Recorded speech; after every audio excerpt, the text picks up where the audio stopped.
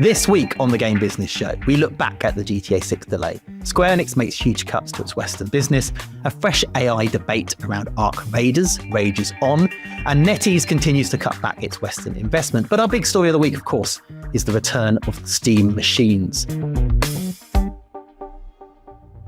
Hello and welcome to the Game Business Show. Lots of big, interesting topics to dive into, and to help me to do all that is our very special guest host for the week. It's the CEO of Helldivers 2 developer Arrowhead. It's Shams Jorjani. Hello, Shams. Welcome to the show. Hello, Chris. Thank you for having me back. I'm very, very honored. It's a privilege to be here with you again. You were technically the fourth show that we had, but I think you're the first person I actually interviewed for the Game Business. I was. It's recording order is not broadcast order, but the history books will remember me as the first. Well, when we spoke last time, you'd had this real up and down journey with Helldivers 2. Has it been a bit more stable this year? I know there's been some stories in the news, but has it been a bit more stable this year? You know, we have a meme in the Helldivers community where they vacillate between it's so over and we're so back. Mm-hmm. And it has kind of caught its own life at this point. And I'll definitely admit that there are definitely ups and downs, but in this black and white outrage culture that we see online, where everything is just either one ends of the spectrum and no shades of gray, we kind of perpetuate this narrative, I think. And success has continued, which has meant that we've had more madness. But I think that overall the business has stabilized and is going more at a steady pace, but there's still always exciting drama. It's just the nature of the beast, I think. Were you surprised when you got the green light to do an Xbox version? Yes, I would admit so. I'm super happy PlayStation wanted to do it. Ultimately, it was it's their strategy, it's their thing. We're just along for the ride, but we're so excited to be part of it. And it's always fun to be part of gaming history. You know, so that was a real privilege and honor. It was really fun. For me, it was playing Wipeout on the N64 I couldn't believe it. It was like a PlayStation game. And so the console wars had already ended at one time. Yeah, well. And they would begin anew. I was told, so a couple of shows ago we did one on the 30th anniversary of PlayStation. We had Psygnosis people there. And I brought that up just randomly. I was like, tell me why there was a Wipeout game. There wasn't one on the Sega Saturn. Yeah. Anyway, because Psygnosis wanted to do it. And apparently at E3, Psygnosis turned up with the N64 version of Wipeout on the PlayStation booth. And PlayStation were furious. There was a big incident around it. So this is obviously the 90s, long time ago. Imagine. Yeah. It looks like the Xbox stream went down well. The reception's been good. I don't know how well it feels like the game feels like a good fit for the Xbox player. Yes, I think so. And I don't pretend to know all the ins and outs of the PlayStation strategy for the portfolio. But I think the feeling is that it's a multiplayer game. It's already out on multiple platforms. Being able to kind of go across, I think, is a sensible thing to do. I have no idea what that means for the future. But for us, it made a lot of sense, right? And players have been clamoring for Xbox for day one, and it just felt like the natural thing to do, and it made a lot of sense. And it's gone really well as well. We timed it with the release of some Halo ODST content, which was another one of those very highly requested fan features. And it turns out, if you give the players what they want, they'll be happy. Wow, who knew? Who knew? Exactly. I'm always interested when a game like that launches into it, because I guess you're competing with all those games in Game Pass, right? So, but yeah, it seems to have done really well. Yes, it absolutely did well. And while I can't go into numbers, I think from the latest PlayStation kind of quarterly financial report, they kind of lauded the success of Helldivers on the platform, and it was a good driver, and it was well received, and people have been really happy. And it's been interesting. We've been so focused on trying to level up quickly and become good at the live service shtick, which has been new for us, right? So we kind of forgot about the fact that, we'll have a ton of new players coming in that'll have so much Helldivers to enjoy from the beginning. And what was the most magical part of it is that, sometimes in online games, we see some toxicity in the community and people are not helpful, but this was the opposite, where people came in and we really saw the whole kind of the narrative thing of in Halo, Master Chief is this mythical figure because he comes in and just helps out regular soldiers and just, pulls them up and just is a hero. And the same thing happened organically in the community with other veteran Helldivers coming in, helping new Xbox joiners. So it resonated on multiple levels and there was a lot of momentum. So I think that really carried us. It was a positive story almost across the board, I would say. Excellent. I mean, I'm not really here to talk about Helldivers. Is the Xbox, is the Xbox just, oh God, I'm interested now. Is the Xbox player audience different to the PlayStation and PC? Do you find they're asking for different things? You had this thing before. I remember when we spoke last time, you had that issue where you had a load of Call of Duty players that wanted different things. Yeah. Do you find that the same, or are they very similar? No, I think they're largely similar. They're obviously on a different place in the player journey. Mm-hmm. So they're coming in early and they are having a different experience because there's so much more to it.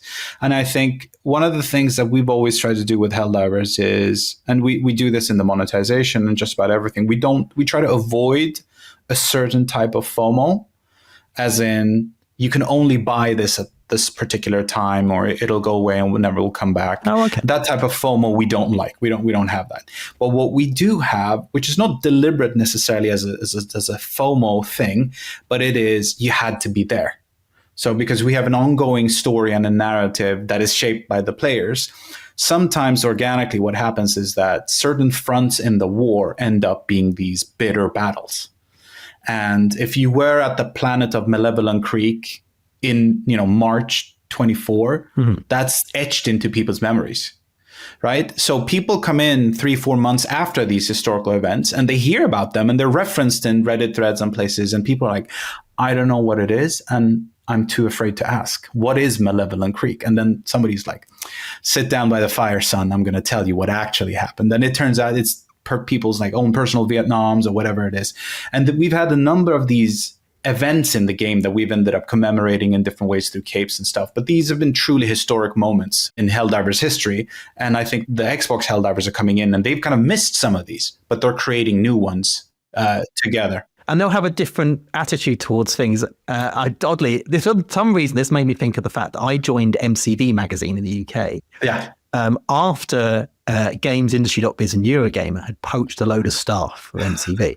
Right? Yeah. So there was a hatred towards Eurogamer and GI at MCV. Really hated them. And I came in, of course, I didn't see any of that. Yeah, exactly. I was told about the history, but I didn't feel it. Exactly. I wasn't there. And so it was less of a thing when I ended up working at Games.biz for me. But it was, I think some other people would be like a footballer going to the rival club. Yeah. That was the scenario. I don't know why it made me think of that, but I guess it's similar.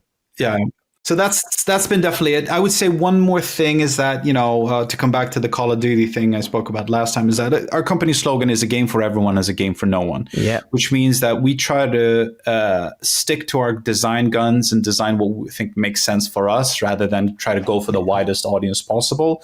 That doesn't mean that what our hope and intent isn't that the game will resonate with a very wide audience, but kind of like how From Software does it as well. They don't compromise. They go for the connoisseurs, but a lot of people can be attracted to that. I don't know if you've listened to the Game Business very often, but you get quoted, and that interview gets quoted a lot back at me and by me in terms of your strategy of creating a niche that can reach a broader audience. If you do it well and you focus in on an audience, you make a game for someone, it can reach. From Software did it. Arrowhead did it.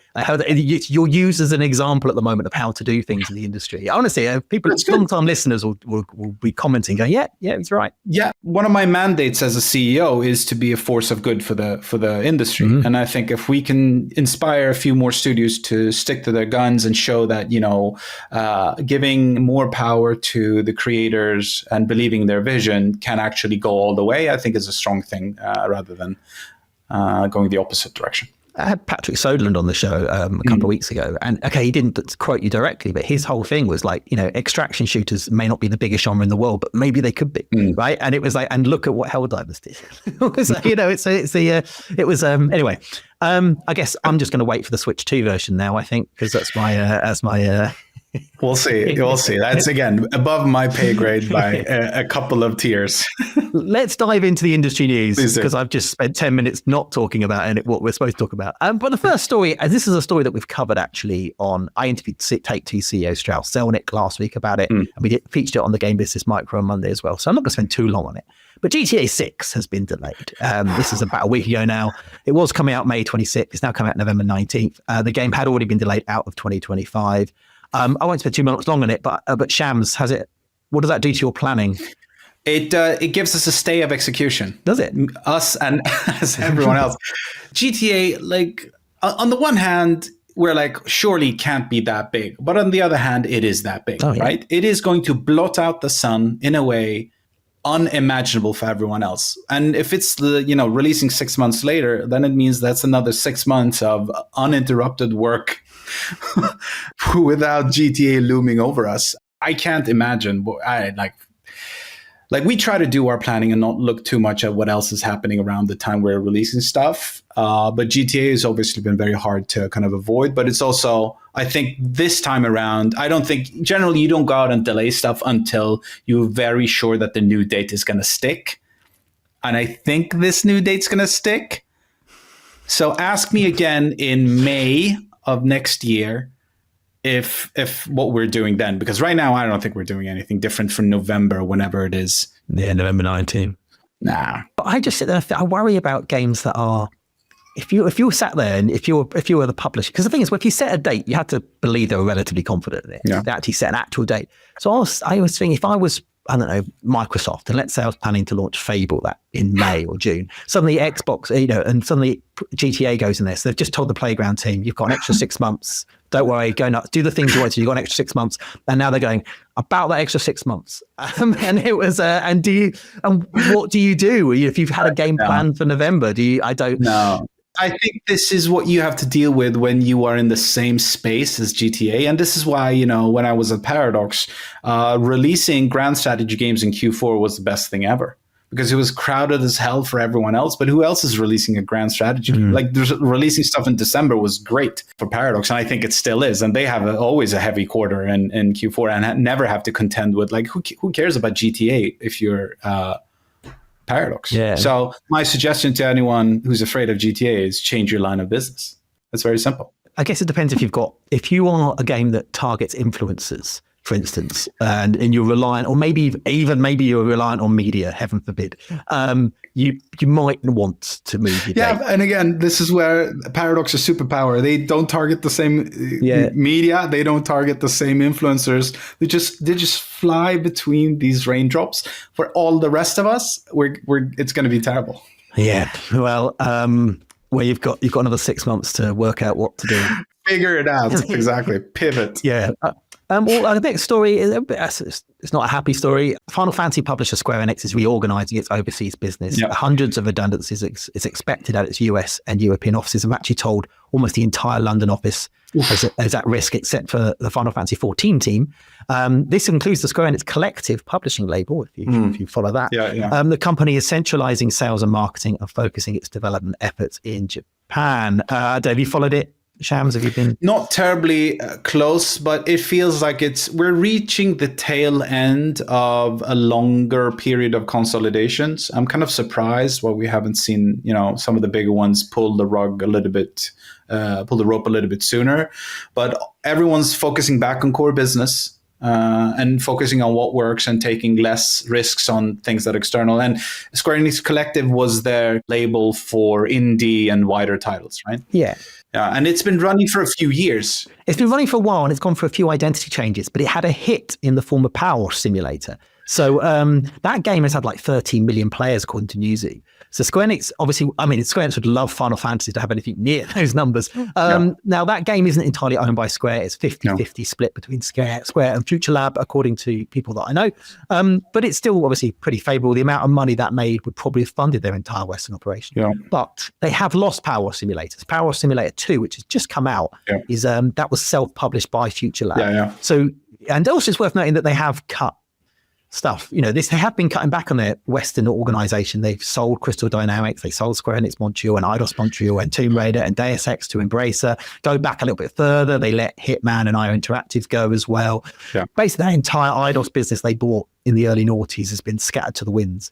So they are focusing in, as you say. Jacob Navok, he's always got opinions. He's the GenVid CEO. He used to be the head of business at Square Enix Holdings. He's got a load of opinions about Square Enix did a big long thread. He's quite critical of them. He points to Genshin Impact. He thinks there's no reason Square Enix shouldn't have been the ones to have made Genshin Impact. He talks a lot about community and management, and they're not reacting to the way games are monetized and sold today. He doesn't actually think the Western closures are enough. He says it only saves $20 million, so it needs to go deeper, perhaps even layoffs in Japan. He feels dev teams of over 100 probably need to be dev teams of 30. He cites Claire Obscure. Look, here's my thing with this. I understand where he's coming from. He's sort of throwing all the industry trends and what seems to be working and saying Square Enix need to adapt to this. He cites Roblox a lot as well, Grow a Garden, Steal a Brain Rot. He says graphics no longer matter to younger people. And I understand that there's a load of evidence for that. But I do think they matter to Final Fantasy players. I don't think Final Fantasy players are going, we'll be happy with Roblox-style visuals. Yeah. Yeah, okay. So my take on this is that there are kind of two trains of thought here. One is you either roll back and focus heavily on your core business. What works, and just cut everything else and just be the money printing machine. And maybe in Square's case, it is Final Fantasy. In Paradox's case, it was kind of pulling back and focusing on grand strategy games, and it's been working really well for them. The other way is to kind of recognize that the world is changing. We are not good at making the right calls to keep up with the world that is changing. And the only way to kind of survive that is to change your model so you're able to make more decisions more rapidly, effectively. Because you're just assuming that the more decisions we get to make, the faster we'll learn and the better we are. And I don't pretend to know too much about Square Enix, but they're Japanese companies. Haste is generally not one of their traits we see from some of these companies. They work on very long cycles, very retail kind of focused. So you either go very bold and become a much faster company by making faster decisions. And I would say that the Square Enix collective was perhaps a push towards this. Smaller, faster, make stuff. If it works, it doesn't. But maybe the success of Power Simulator was exactly that. It was such an odd fluke. It kind of proved that the general portfolio strategy didn't work. Is that we can, if we're lucky, we can sign a game that sells 13 million. But really what matters is to look at the median or average for the rest of the portfolio and realize, you know what, we can't just rely on luck. And we certainly can't pick them. And therefore, at some point, conservative powers take over and say, you know what, we just pull back to the core business. This is not the time to make bets. Yeah, I think, sure, Square, like all of us, we should be looking at the trends and where the market's heading, but apply that to who you are rather than change, and the audience you have.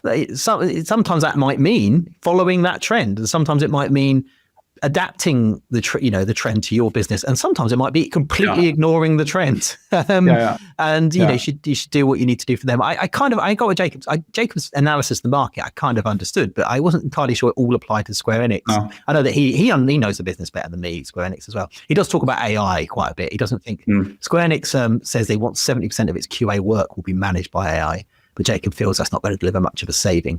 Their Final Fantasy games have underperformed, and obviously they sold off a lot of their Western businesses. But I think it's hard. It's also worth noting, you talk about how slow it is to move. It's Japanese companies don't move very fast. It's also really hard to lay stuff off. They have to be considered. I always think it's interesting when, in the US, you can try that thing, and if it doesn't work, fine, fire the whole team, try something else, right? You just cut it, do another thing. In Japan, you can't do that, which makes it a more stable, perhaps, environment. Yeah. But it also makes it less ability to adapt that quickly. Yeah, no, we have the same thing in Sweden, of course. We've strong labor laws and 100 years of tradition of labor movement. So there's rigidity built into the system, and then you have to kind of adapt around that for sure. Yeah.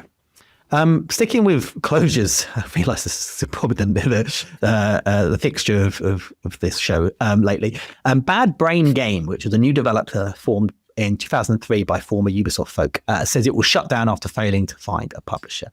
The studio had initially been funded by NetEase. There is similar stories at other new NetEase-backed studios, including Fantastic Pixel Castle and T-0. Earlier this year, we saw NetEase split from the studio Jar of Sparks, and at the end of last year from Worlds Untold. They're all Western studios, all based in the US or Europe. NetEase has denied a report from GameFile that said the firm was looking to divest the majority of its non-Chinese operations, but it certainly seems that there was some truth to this story.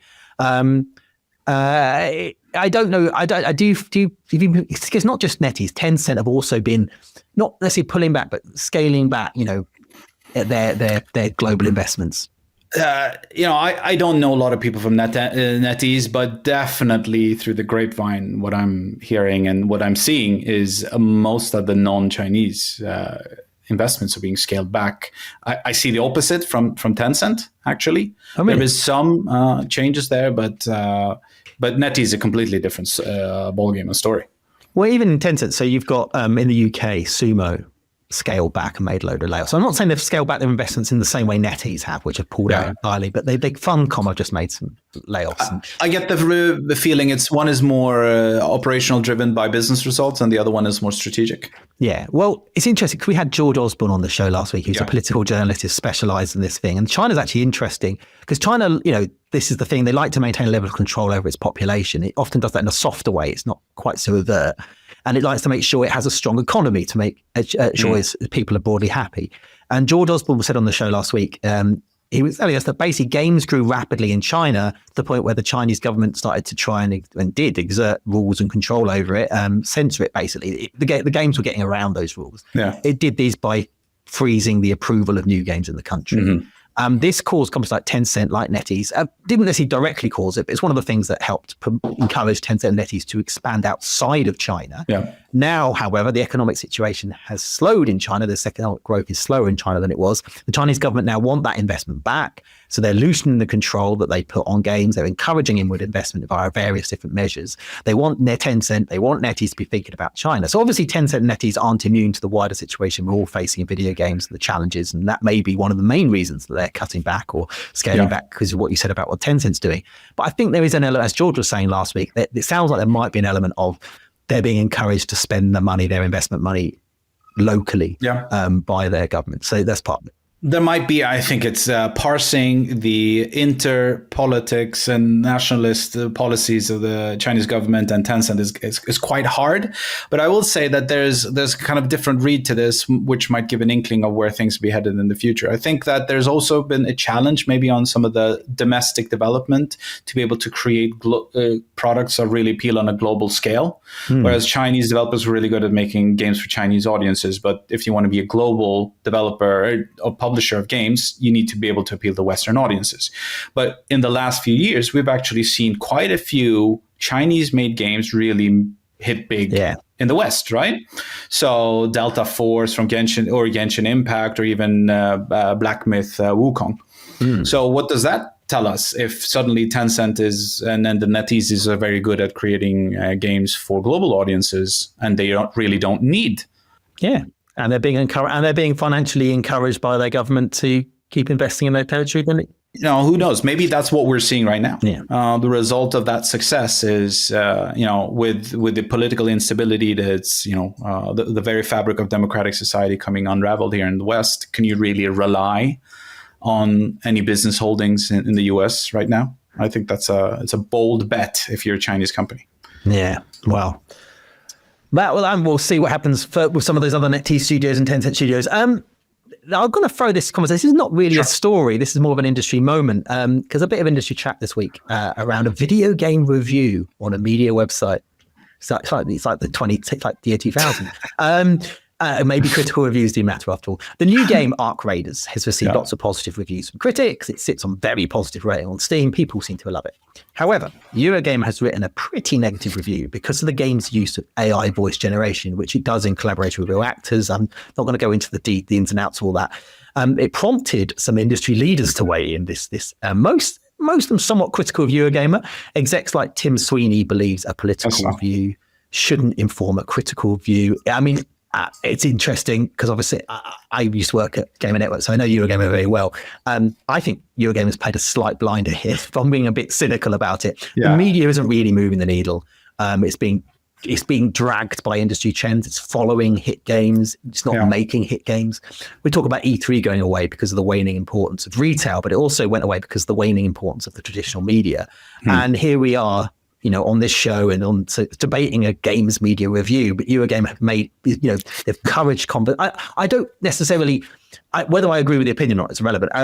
And because the review does relate it's not just we don't like AI, we're giving this a bad review. They do relate it to the game that they're playing. It's not. I was kind of disagree. I did disagree with my peers who didn't cover Hogwarts Legacy because of J.K. Rowling's trans views. I felt that was people just not doing their jobs because you disagreed with someone. But the review does relate to it. I do think they probably set themselves up for future strife because, what if another game has AI on it? You're gonna have to mark that down. I think that's gonna be difficult for them for the future. And I do have to wonder if outside of some vocal people on social media, if the wider Eurogamer audience would rather Eurogamer just told them if the game was worth playing or not. But regardless, people are talking about it, and the worst thing than being talked about is not being talked about. It's prompting conversation. I think that's part of the job.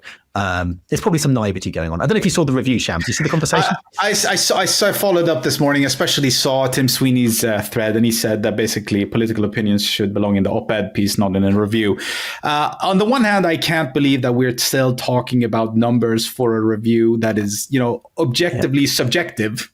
It is what it is. Yeah. And if I was going to review this as a 3, if I was an editor and somebody put a 3 on this, I would push it down to 2 because it would generate way more headlines. And that's, Eurogamer has a business to run as well. But really, and this is such a trigger point for so big parts of the games industry today. We're waiting for the courts to decide what is fair use and not. And again, there may be some similarities to the whole kind of it's so over, we're so back, black and white takes of everything. And I find that anything that is AI related debate in the games industry ends up being on both ends of the spectrum. Either we have Square Enix executives talking about 77% being automated through QA. 17. Yeah, or we have developers who feel that their livelihood is completely on the very fabric of their being is being threatened, and therefore all AI is bad AI. Maybe could it be that reality is somewhere in the middle? Could it be? And I'm not. Fair use is fair use, and we need to make sure that we're not stealing people's intellectual property and rights. But beyond that, almost every single game today.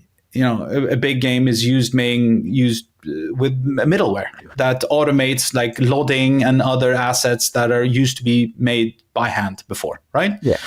We don't load by hand anymore. But we do pay Simplegon a license to use their software in order enable to do it. And when that was being rolled out, there wasn't a big outcry about those jobs being lost. And it wasn't happening at the massive scale that we're seeing with AI. I find that people jump to extreme takes. My thing with Arc Raiders is I think it's a very interesting use case that actually makes gaming better. Now, let's figure out the right side of it. But I don't do voice in games because it just I'm Swedish. Communicating directly with people I don't know is very, very scary. I don't want to put my voice out there with my accent or whatever it is. I think this allows more people to connect with each other, which is ultimately a good gaming thing. Well, let's just make sure that people are paid for their work. Surely there's a middle ground here. Come on. Yeah, there's a few bits. It's obviously it wasn't all just that kind of stuff. But there is you're right. What you talk about is that there is a room for a nuanced conversation on this. Because one of the debate, I was being quite pragmatic with somebody online that said Embark didn't need to do this. And I sort of said a few things like, we need to remember, although Embark has a parent company and it has money, they're not a massively lucrative, they're not EA, they're not making Battlefield, they're making a new IP in a competitive genre. They're not profitable as an individual studio at this point. This idea that they were some super. I mean, they are now. They just had a hit, but the fact they have all this money and they can just take longer and spend time. That's not the reality of it. But also, one of the people that weighed in, they're completely, understand what they're talking about. They're concerned about the human cost of AI. The jobs that are under threat that we're talking about. But also, we're seeing the human cost of the games industry, business of the games industry now. And I actually asked the question. It was it's a good question. Would AI make the human cost worse or better than we are in now? And I don't know the answer to that. And that's where the nuance, I think, comes into it, where it's not, Would it have been better if Arc Raiders failed and it didn't use AI? I don't know. It's I mean, that's maybe a false comparison, but on some level, progress is what progress is as well. And I think we sometimes conflate these things again as if they're completely opposed to each other. I think that the trick with AI is happening very rapidly. And I also would oppose this dichotomy that some say, like, just, developers don't want to use AI. Like, anyone who is in any level of production, you're always looking at ways to create more efficiency, reduce the stuff you don't want to do so you can do more of the stuff you want to do. Right. And I would say also, at the end of the day, if you have a 200-person project making a giant ass project, you have different goals and objectives compared to a 5-man indie team that is more art focused. Like, it's very, very different. It's interesting because I'm trying to think about AI. We use AI in the game business, and most of it's to get the audio levels relatively good. It actually works so well. We wouldn't have been able to pull that off if we did that by hand. And then, but we also, I never used to. I've avoided it for ages. This isn't new technology, but I'm starting to use AI transcription because it helps speed up that process for me. And I've got so much stuff to put out. And I'm not using AI to write anything. I'd never do that. Like, you'd lose my voice effectively. I don't care if they think they can match it. But also, what's the point? That's the fun bit. Well, why would I give a machine the bit to do that's actually enjoyable, that's entertaining? And that nuance is lost, right? Sometimes we don't end up with, let's remove the stuff that nobody wants to do. And instead it's like, you know what, let's actually all AI is bad AI. And we have a very similar approach. Like, we don't put any AI in the games, but if it can allow me to do my receipts faster, then that's more Helldivers for everyone. Okay, not Helldivers specifically, but you get the point. Yeah, I do. The only thing that I will say that makes me, and I've mentioned this before, so people on the show know this, is that a lot of the jobs that we're talking about here, leave QA, right? So talking about, we can do a lot of automation and QA side of things. But how many creative directors do we know that started off as games testers? And I think when I started off in games journalism, I was doing the release schedule, and I was just doing various stuff that half the job I was doing on my first job in games media was stuff you could automate. You could definitely get AI to do it. Even transcription, which I now use automate. That's how you taught people how to do interviews, was listening back to someone else's interview and you transcribe it. That kind of learning and I guess that changes how people need to education and all that kind of thing. And that's where I'm it absolutely, and you're completely right. Something is lost, right? For sure, as a part of this. But we don't write shorthand either. Like, we barely hold a pen anymore. Is there something lost there? Absolutely. But society, life changes. I don't know. Like, I consider myself progressive. Change is inherently good, and then we'll figure out how to shape it, hopefully in a way that suits us more and more, and roll with the punches. Let's move on to our main story. Actually, when we're recording this, it hasn't been announced yet. But Steam has announced new hardware, headlined by the return of the Steam machines. Well, actually, rather a Steam machine. If you don't remember the Steam machines, you have to go back 10 years. These were small form factor computers designed to sit under the TV. They used the Steam OS operating system. They had their own dedicated Steam controller. They were designed to be console-like products that did Steam. Valve didn't make them themselves. It was made by people like Origin, Alienware, CyberPower, and they did their own products. Valve did make the controller. That was the thing they did. They did not do well. The pricing was wrong. Perhaps it didn't connect with the console. It just didn't connect with console players. PC owners didn't see the point, really. I think they already had a PC. I think estimates are around 300,000 to 400,000 units of Steam machines were sold, and in 2018 they were fully discontinued. They just didn't exist anymore. But now they return. Well, one of them returns. This time by Valve. It's made by Valve. It's a cube shape. It's a cube that plays games. It rings a bell. There's two more. I think there's a 512 gigabyte model. There's a 2 terabyte model. It's pretty powerful. Has a fancy LED bar on the front that can be used to sort of highlight things like how quickly stuff's been downloaded. It comes with a new Steam controller that has been described as similar to the Steam Deck controller without the screen. So it's a bit more like a 360 and PS5 pad, but with trackpads. There's grip sense technology, so it knows how tight you're holding things, gyro controls, it connects to Steam machines, it can connect to PCs and other devices via a dongle. So there's a controller, there is a new machine, and there's a new VR headset called the Steam Frame. It's basically their Meta Quest. You have a new frame verified service on Steam to highlight games that will run on it. It's a bit like the Deck verified, Steam Deck verified stuff. It's apparently quite light. I've not played it myself. A new VR controller is with it, and you can even unhook the PC part of the Steam frame and connect to the TV for a low-spec Steam machine. No pricing has been revealed. I'm told early next year. Shams, you buying one? No, I have a high-end PC. So you're fine. So I'm fine. But I will say I'm pretty excited about this because, like, first off, it's great to see Steam spending that 30% cut on something that advances the games industry. And they've done this for a while now. So I think this time might be the charm. Hopefully. It's interesting to see Steam's kind of laissez-faire approach to, like, no, we don't tell the market what to do. The market tells us to try to launch products because it's kind of going to tell. They have to do PR even though they don't believe in PR. But like, this looks good. It depends on the price point. But it's what I'm trying to wrestle with in my head a little bit with it. And I'm not just using the original Steam machines as an example, because maybe they weren't executed right. Well, you could argue that. But I'm trying to work out who's this for? I'm trying to think of the customer this is for. Sure. So obviously, Steam machines were not successful in the first place because I don't really think they delivered the simplicity of console. Because we talk about this, it's not just, consoles aren't just plug and play. The games work, right? If you get a game, it will work on your machine. You know it will.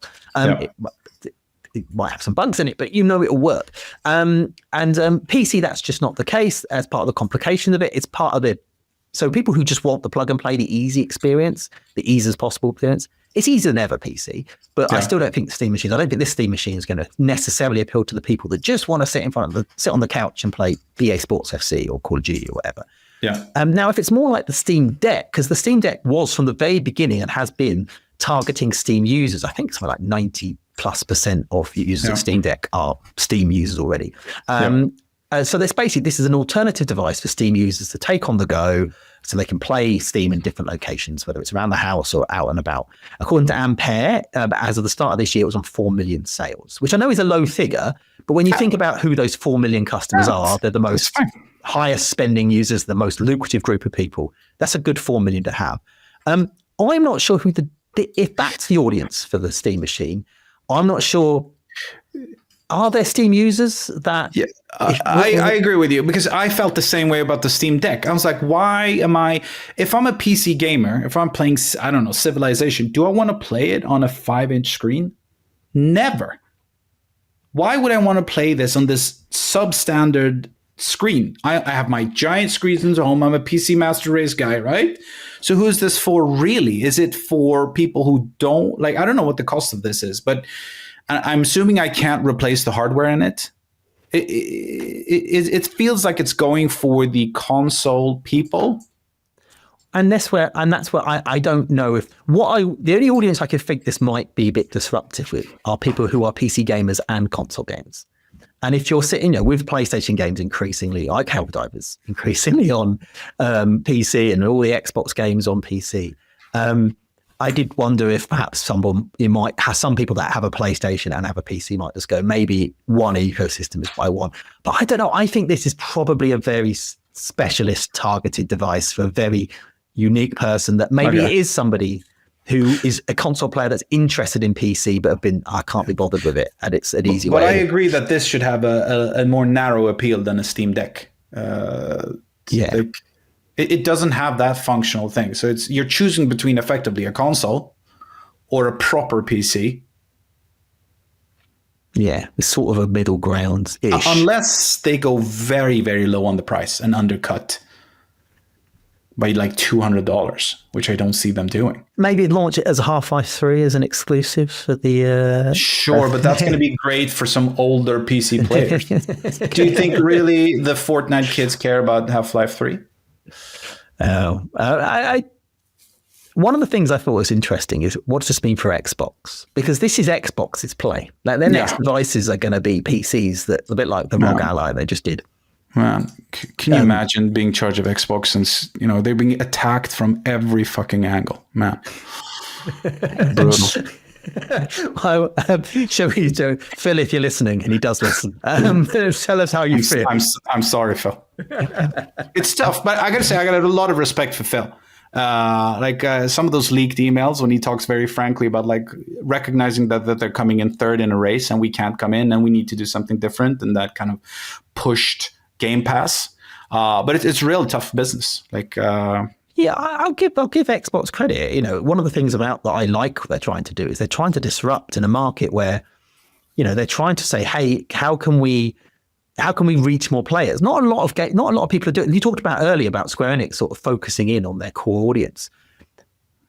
Who is actually trying to grow? There's three ways to grow an industry that's stagnating, right? One is find new players. Two is make more money out of existing players, and three is cut costs. We've got loads of people cutting costs, and we've got loads of people raising prices. We don't have a lot of people. Maybe Netflix is doing some things and Amazon's doing some things, but we don't have a lot of people going, how can we widen the audience for games? Xbox is trying to do that, and not just mobile games and casual games. They're trying to do that with core games, trying to do that through mobile. They're trying to do that through subscription. They're trying to do that through streaming. Will it work? Well, at the moment, it kind of isn't. But I mean, subscription is definitely being successful, but I think it's being successful with existing core users. Streaming similar. But I have to give credit to a company that's actually trying to do that. It's a huge swing. It's a huge swing. Like you gotta, and I completely understand it. Like something's got to give, and that was one of the approaches that was available. And maybe you can then talk about the cannibalization of the internal studios. How many studios do you want that are world class at making first person X? At some point, it's like, okay. Yeah, I remember when they bought. I did this piece. This is on Games Industry Business. It's probably the last time I did something quite this huge with Xbox. And I interviewed a load of the new studios they'd just bought. I interviewed Double Fine and I interviewed Obsidian. Was it Obsidian? I interviewed. No, what's the other one? In Exile. Yes, in Exile. And I also interviewed Minecraft, because Minecraft taught them how to acquire studios, basically, leave them alone. Yeah. And then also I spoke to Matt Booty, I spoke to Phil Spencer. It was a big piece, multiple feature piece. And the whole thing was, I remember the Phil's interview in particular, where he talked about what they were looking for next. And they're looking for things that complemented, things that were different. He mentioned a Japanese studio. And then the next thing that happened about, 6-7 weeks later, is they announced they were buying Bethesda. And my brain went of course, who's going to say no to Elder Scrolls? Who's going to say no to Fallout? Who's going to say no to Doom and all those sort of games? But they had shooters, and they had shooters and RPGs were the two areas they didn't need anything in. They were covered for shooters and RPGs. That's our strong fit. And then they bought a company and I understood why, but it was just, it felt like it wasn't in keeping with what actually the strategy was. And now they've got a situation where they bought Obsidian that make perfectly good, fine RPGs, and they also have one of the greatest RPG game makers in the world. And they have Halo at one point was the king of that of Xbox, and now where is it on the ranking list? Sorry, but it's interesting, and I think maybe a small aside, but we saw the almost same thing repeated now with the EA with the sale to the Saudis. I remember thinking about the Bethesda thing. Is that I remember going to Fred Wester at Paradox and saying, okay, so Bethesda, they're at the top of their game, much better than we are at what they do. And they decided that the best course of action for their business was to sell. They looked at their business plan the next 5 to 10 years and said, no, you know what? This is as good as it gets. Let's take the money. That's what the owners effectively said. And they were looking at the business plan that Bethesda had. Now, EA has done the same thing.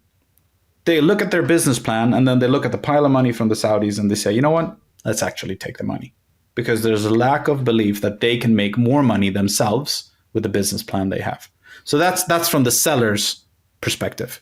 But I think how many shooter studios can you have in a lineup? It's interesting we talk about, because I actually think Microsoft had a really good year for games. We're sort of going off a little bit here.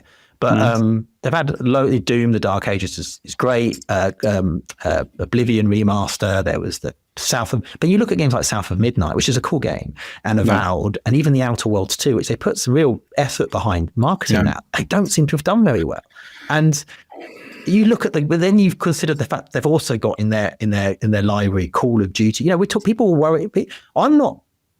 They've got Call of Duty and they've got Minecraft, all these mega games. And you have to ask, what role does South of Midnight or those sort of things play in that lineup. I don't know. Look, we've gone an entirely different thing about Xbox coming under attack from different angles, and Steam doing. But I don't know, because I think if you're Xbox as well, I think if you're going to try and be positive about this, the Steam machines, this new Steam machine will be a Game Pass thing. Sure, they're not launching into Windows. It's another. I mean, if they're smart, they'll somehow hell frozen over. They partner up with Valve and they bundle Game Pass things with this thing.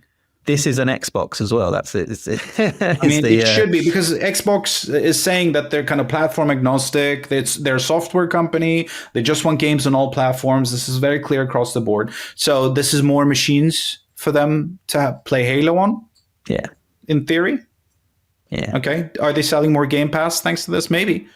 For sure. But on the, can we just comment on the VR headset? Yes, of course. I mean,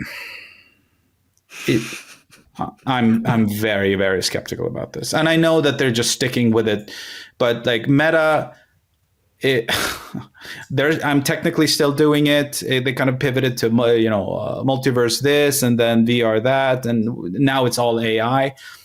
And PlayStation doesn't seem to be doubling down or tripling down on VR. I don't know where VR is going. I think 435 grams sounds good, but unless it also has amazing battery time, at the end of the day, you still have something super sweaty and strapped to your face. Yeah, it's interesting about this, because I'm like you. There are studios out there that make VR games and they're profitable. Like, they make money out of it, because there is this really sort of, I don't know, maybe call it a cottage industry within games. There is this small group of players. One of the guys in the UK that I do a lot of events with, Jamie Sefton, loves VR. He loves VR games, obsessed with it. Gets out all the time. It's like it's a platform he always goes to. But there are people like that exist. But it feels like one of the tiniest niches, and one that requires an awful lot. It's like when I used to go to PAX and they had an entire room dedicated to the game. You remember the game Steel Battalion, with the massive tank control? Yeah. There is an audience for that. There's an audience for all sorts of things. But yeah, But this entire industry is propped up by Meta money. Like it's artificial kind of just compression to get the blood flowing from the dead body. Like I'm sure there are some games that organically are, recouping and making, but this isn't growing by itself. No, it's certainly. I remember when I played the Batman game, which I thought was very good in VR, and not the new one, the one they did before, and it was only about an hour long, and I felt it. My face was just a mess. No, like it was. I went to an E3, sat down in a hotel lobby, and they're like, "We got a VR game for you." I was like, "Sure, I'll try it." They're like, "First, put on this face condom." I was like, "What?" Well, the headset has been put on so many faces that's really disgusting. So please put it on your face. I was like, "Yeah, this is going to totally work." Yeah, and 1/3 of the population just naturally become nauseous. Like, this is an unavoidable part of it, and you can improve the locomotion as much as you want to. I'm very, very, very, very bearish on VR. Yeah, well, maybe just get more people playing Half-Life Alyx, really. I think that's that's got to be the goal. Yeah. I'll be interested to see the controller, the Steam controller. The last one, I wasn't that much of a fan of the original Steam Machine controller. I've got Andy Robinson at VGC uses it a lot, but I used to use it a lot. But is revolutionary much better than an Xbox or a PlayStation controller? I mean, this design it's pretty good. The DualSense is the greatest games controller, and I'm talking to someone who will argue till the cows come home about how great the GameCube controller is, but I think the DualSense controller is a masterpiece. Yeah.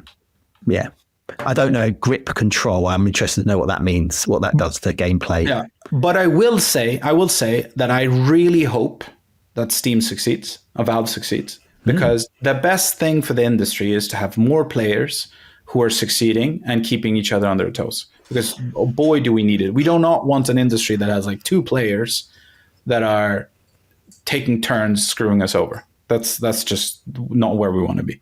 Well, more competition is good, and I think that's the thing that I had Reggie Fils-Aimé on the show early in the week, and when I said my big concern about Xbox effectively tapping out in a way of that console battle. It's not that Sony, but it's not good for, when Xbox, I just think back to that, I said this on the show on Tuesday, so I'm sorry for repeating myself, but that battle between PlayStation, Xbox and Nintendo during the sort of mid-noughties, when it was Wii, 360 and PS3, and PlayStation was doing all of its narrative games, and Xbox was doing its online games, and Nintendo was doing all its motion controls and social games. The innovation and the ideas it was so good. I think we could do a bit. We all stand on the shoulder of giants, right? Half of the stuff we're playing today wouldn't exist if it wasn't for the excellent work that everyone is doing, and the more we're doing, the better. Like it's one of the core tenets of just more is good for competition. Like it's good, and and it's more enjoyable. Like it's. So I really hope they succeed, and I hope I'm proven wrong on the VR stuff. VR is amazing, but it's got some really big hurdles to clear, and hope maybe this is the one. But it's we'll see. I'm probably not going to get the controller. Probably not going to get the VR thing. I'll consider the machine if I need a backup machine somewhere. Well, that's it. I think that's kind of it. I think this is interesting. It could extend PC gaming out for some people. It could bring in a couple of new people into that ecosystem. It's a growing sector of the industry, obviously. Yeah, I think it's interesting. I don't think it's going to be significant, but it does not. Everything has to be. No. You gonna say anything? Right. No. All right. I'll stop there. Shams, I'm conscious of the time. Thank you for going through all the news with us. I thought to myself when I started this, I've got a lot to get through. We managed almost on the minute. No, this was really interesting. And it's big swings in the industry happening all together. Exciting times. And they don't get less exciting, I can tell you either. No, I guess it's obviously quite exciting if you're Arrowhead and you have a real hit service game on your notes. It is. I've been to a lot of investment events this last couple of weeks, doing some talks or hosting some panels, and every time I ask them, "So how's it going?" and they go, "Oh well, it's really tough." It's like almost the default response I get from people now. But everyone's plugging away. It's all we can do. Yeah, we're one of the lucky few. Thank you, Shams, for joining us. I think that's it for today's episode of The Game Business Show. If you're new, if this is your first episode, do subscribe to us at thegamebusiness.com, or alternatively via YouTube or Spotify or your podcasting platform of choice. If you like charts, check out thegamebusiness.com tomorrow for the latest European market data. We'll have our next edition of The Game Business Micro for paid subscribers on Monday. And of course, join us on Tuesday for our next feature show, which will star the CEO of Bandai Namco Entertainment, Naoya Uragawa. Shams, thank you for joining us. And for everyone else, until next time, thank you for tuning in. Take care. Bye-bye.